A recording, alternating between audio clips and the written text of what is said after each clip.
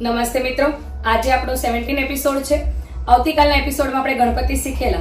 આજે શીખવાના છીએ દુલ્હા દુલ્હન. તો એનો ફેસ કઈ રીતે બનાવવું, સૌથી ઇમ્પોર્ટન્ટ છે એનો ફેસ. તો આજે આપણે શીખશું ફેસની અંદર આઈઝ કઈ રીતે બનાવવી, નોઝ કઈ રીતે, લિપ્સ કઈ રીતે, ઇયર કઈ રીતે. આજે એ બધા પાર્ટ્સ આપણે શીખવાના છીએ જોડે જોડે. તો હજી સુધી મારી ચેનલને તમે સબસ્ક્રાઇબ નથી કરી, લાઇક શેર નથી કરી, તો સૌપ્રથમ એ કરો અને મારી સાથે જોડાઈ રહો. આપણે ક્લાસ ચાલુ કરીએ. તો ગાઈઝ, ફેસ સ્ટાર્ટ કરીએ.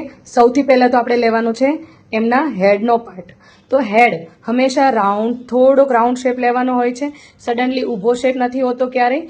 પછી એમનું નોઝનો પાર્ટ આપવાનો છે, પછી એમની ફર્સ્ટ લિપ અને સેકન્ડ લિપ, પછી એની દાઢીનો શેપ આપીને ક્લિયર કરી દેવાનું.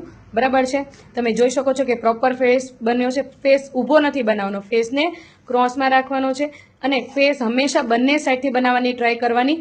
એક સાઈડથી ક્યારેય ફેસ નથી બનાવવાનો. આપણે ફેસ રાઈટ લેફ્ટ કોઈ પણ રીતે બંને હાથમાં સામે ફેસ આવે એ રીતે શીખવાના હોય છે. એટલે એ રીતે બનાવવાનું છે. હવે એક વસ્તુ છે કે હું તમને આઈઝ બનાવતા શીખવાડું. તો આઈઝ જે છે એ કેવી રીતે બનાવી એ પણ હું બતાવીશ. પણ ફેસ મોટો, નાનો, એનાથી નાનો, જેટલી નાની સાઇઝમાં બને એટલી નાની સાઇઝમાં બનાવવાની ટ્રાય કરવાની. ઓકે, બંને સાઈડથી ટ્રાય કરવાની, જેનાથી તમારું જે ફિનિશિંગ છે પ્રોપર આવી જાય અને અટવાવું નહીં. આઈઝ માટે સૌપ્રથમ આઈબ્રો આપીને પછી એને શેપ આપીને રાઉન્ડ કરીને તમે આઈઝ બનાવી શકો છો. લિપ્સમાં ઊભી lips, cross lips, side lips બધી બનાવી શકો છો. તમે જોઈ શકો છો નોઝ, ટીથ, ઇયર કોઈ પણ ડિઝાઇન હોય એમાં બની જાય છે. બરાબર છે? નોઝના પાર્ટ જોઈ લીધા, કાનના પાર્ટ જોઈ લીધા છે તમે. તો આ રીતના બધા પાર્ટ્સ બનાવવાના. પછી જો હવે એક આખો ગ્રોમનો ફેસ બનાવું છું. તમે જોઈ શકો છો આઈઝને ક્યારેય ડોટ નથી આપવાનું, ઘસીને આઈઝની જે કીકી હોય એ બનાવવાની છે. બરાબર છે? પાઘડીનો શેપ તો તમે બહુ બધી અલગ અલગ રીતે આપી શકો છો. જેમ મેં ગ્રોમનો ફેસ બનાવ્યો એવી રીતે જ હું બ્રાઇડનો ફેસ બનાવીશ. બ્રાઇડમાં હંમેશા ફેસમાં લટ રાખશો તો એ ક્લિયર અને સરસ દેખાશે. તો એમનું નોઝ પિન બનાવી દઉં. હવે તમે જોઈ શકો છો કે હું એક આખી દુલ્હા ને દુલ્હન બંને એક એક બનાવું છું. જે રીતે આપણે પહેલાં મેં અલ્ટરનેટ આ વખતે બનાવીશું. તો તમે જોઈ શકો છો અલ્ટરનેટ કેવી રીતે કરવાનું છે. આ વખતે ગ્રોમ આ બાજુ ને દુલ્હન આ બાજુ એ રીતે રાખીને હું બનાવીશ. તો એમનો હાથનો શેપ જે વરમાળા પહેરાવતા હોય છે એ બનાવું છું.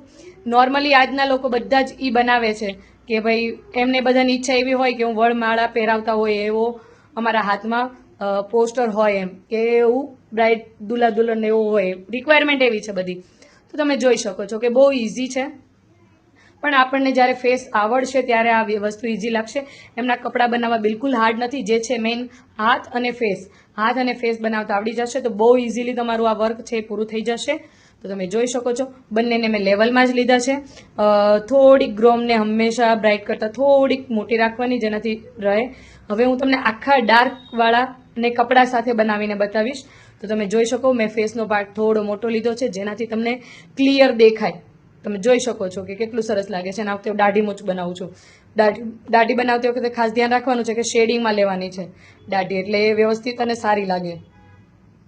જોઈ શકો જે આપણે આગળ બનાવ્યું હતું એ જ છે, પણ આ ફેસની અંદર મેં એક્સ્ટ્રા સ્ટેપ લીધો છે દાઢી અને મૂછનો. બરાબર છે? ડાયરેક્ટ પોઈન્ટ કાઢીને દાઢી નથી બનાવી દેવાની, એકદમ કાળી ડાર્ક વાળી નથી બનાવવાની, લાઇટ શેપ આપવાનો છે. હવે બ્રાઇડ બનાવીએ તો સેમ બ્રાઇડમાં આપણે જે આગળ રીતે કર્યું હતું એ જ રીતે સેમ કરવાનું છે. કોઈ ચેન્જીસ નથી આમાં. બરાબર છે? તમે હેરસ્ટાઈલ બહુ બધી ચેન્જ કરી શકો છો, દુપટ્ટાનો પાર્ટ ચેન્જ કરી શકો છો. આપણે જ્યારે આવતીકાલે શીખશું ત્યારે ઓનલી ફેસ શીખશું, જે આખા ફેસ હોય, સીધા ફેસ ટાઈપમાં હોય, થોડા ક્રોસમાં, બટ બંને આઈઝ આવતી હોય એ રીતના ફેસ આપણે શીખશું કાલે.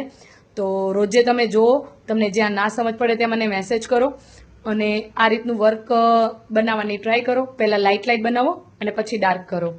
તો હજી આવતીકાલે આપણે હજી આનાથી વધારે સારો એવા દુલ્હા દુલ્હન શીખશું. તો મારી સાથે જોડાઈ રહો. Thank you so much. આવતીકાલે ફરી આપણે મળશું. ક્યાંય ડાઉટ હોય તો મને મેસેજ કરો, હું તમને તમારા મેસેજનો જરૂર રિપ્લાય આપીશ. હું ઓનલાઈન ક્લાસ પણ લઉં છું. તો જેને ઓનલાઈન ક્લાસમાં પણ જોડાવવું છે તો મને મેસેજ કરો અને મારી સાથે જોડાઓ. Thank you so much.